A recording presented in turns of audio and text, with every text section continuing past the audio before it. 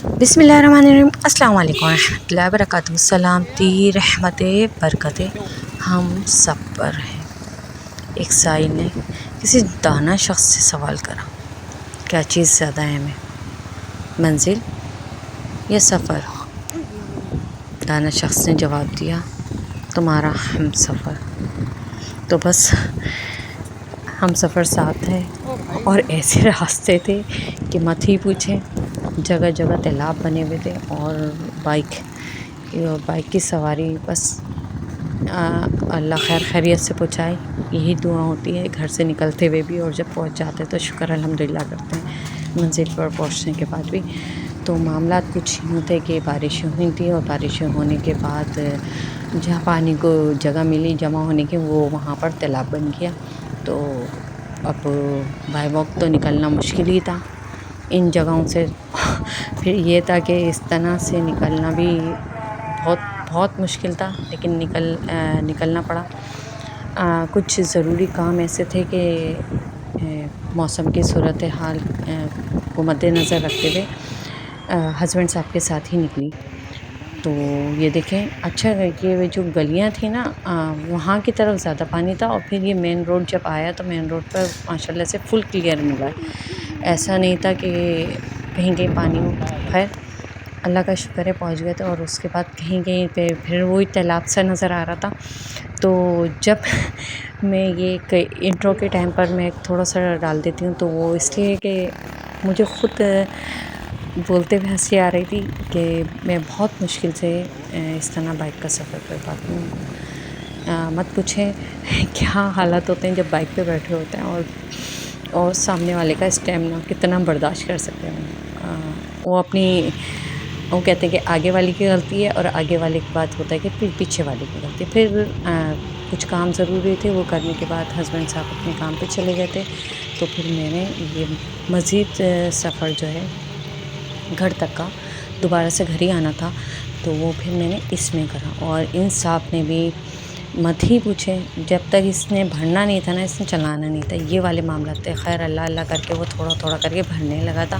भरने के अगर लगा था, गिनती की 6 सीटें होती हैं, 6 सीटों पे वो चाहते हैं कि 8 बंदे बैठ जाएँ, तो वो तो नामुमकिन सी बात है, और साथ-साथ हल्की-हल्की फुहार भी हो रही थी। खैर माशाल्लाह से मौसम के हालात देख लें, माशाल्लाह माशाल्लाह आसमान को देखकर इतना सुकून मिलता है, यकीन मानिए इतना सुकून मिलता है कि वो जो दिन भर की थकावट होती है ना, वो भी एक साइड पे हो जाती है। ज़रा-सा फ्री होकर, काम से फ्री होने के बाद आप थोड़ी देर खुली फ़िज़ा में, खुली हवा में बैठें तो बहुत माइंड फ्रेश होता है। ये भी है, कहीं नहीं जाएँ, बस आसमान को देखें, तो इससे भी फिर उसके बाद ये था कि ये कैसे बताऊँ? ये इस तरह बताती हूँ कि समझ में नहीं आ रहा था पकाना क्या है, पकाना क्या था, तो उसके लिए भी एक जतन करना पड़ता है। अब ये थे मामलात के जो मेन चीज़ें होती हैं ना, वो भी इत्तेफ़ाक की बात है कि घर में नहीं मौजूद थी। यानी कि हरी मिर्च नहीं थी, प्याज़ नहीं थी, आलू नहीं था।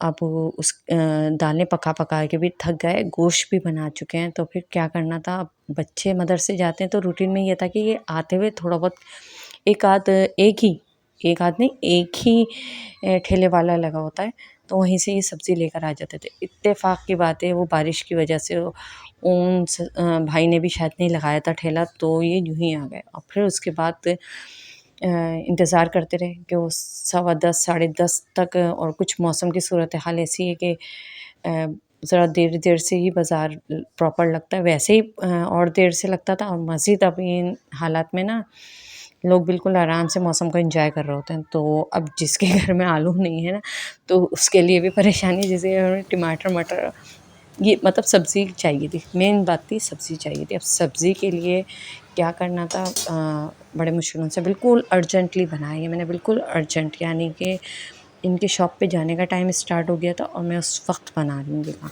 तो हमने लिया बैगन को हमने कर लिया रोस्ट, डायरेक्ट चूल्हे पे रख लिया।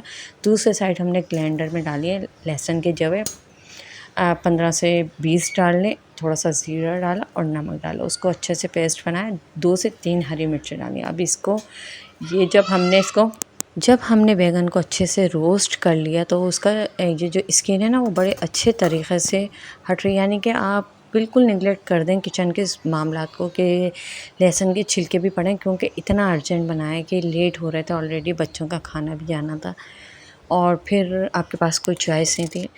बस यही था कि या तो अंडा बना दें, या ये बस मुँह से निकल गया था कि मैं ये बनाऊँगी। तो ये बनाना था तो यही बनाना था।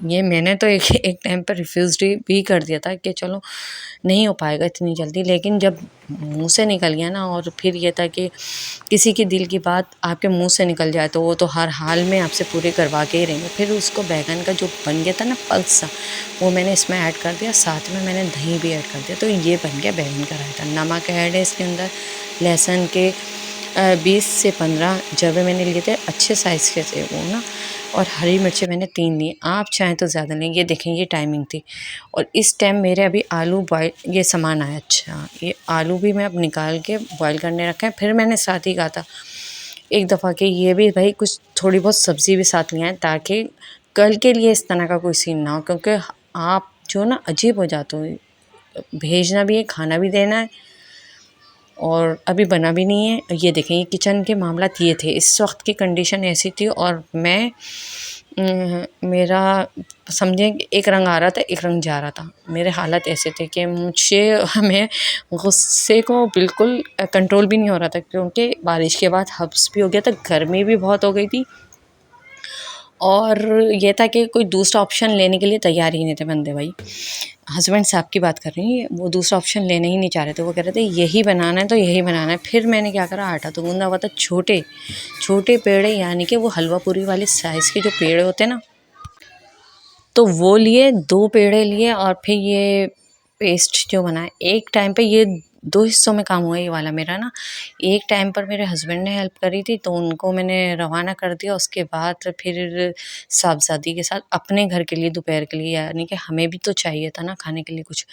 तो हमारे टाइम पर तो ये था कि मौसम के हाल भी ऐसा हो रहा था कि 2:30 से 3 बजे के टाइम पर, मेरे ख़्याल से वही टाइम था, और कल बारिश हो रही थी उस टाइम पर। तो हमने उस मौसम को ना, स्टोरी ही मैंने फ़ौरन जो लगाई ना, वो करंट स्टोरी थी।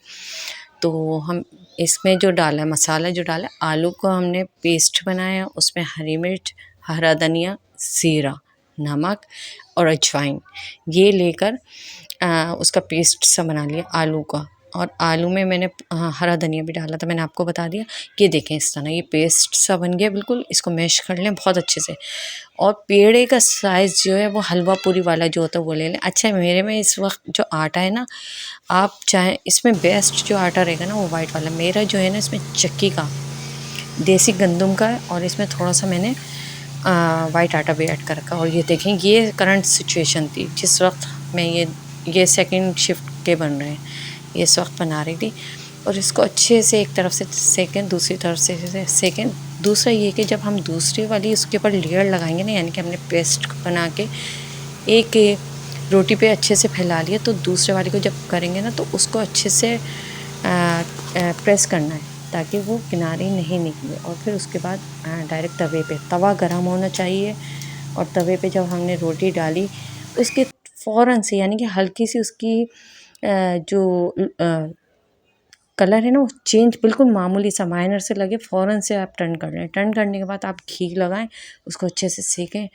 और मेरा फ़ोकस अब इस तरफ ज़्यादा हो गया। अच्छा, आप लोग भी अपने कमेंट के ज़रिए अपने एक्सपीरियंस शेयर कीजिएगा कि इस तरह से व्यू हो और आप काम कर रहे हो तो कैसा मूड रहता है। दूसरी तरफ ये कि आपके मुंह से वो चीज़ निकल जाए जिसका ना तो घर में थोड़ा सा भी सिरा नहीं है, तो उसको किस तरह आप डील करते। यानी कि आलू नहीं थे मेरे घर में, तो और टाइम भी बिल्कुल कम था, तो मैंने किस तरह से बस करके देना था। खैर कर दिया था, अल्हम्दुलिल्लाह ले गए थे, लेकिन थोड़ा सा टाइम ओवर हो गया था। खैर, और ये यहीं तक का था आज का मेरा व्लॉग। उम्मीद करती हूँ आपको अच्छा लगेगा। अच्छा लगे तो लाइक कीजिए, सब्सक्राइब कीजिए, कमेंट्स कीजिए, रेसिपी को ज़रूर शेयर भी कीजिए और ट्राई भी कीजिएगा। खुश रहें, फ्रेश रहें, खुशियाँ बाँटें। अल्लाह हाफ़िज़।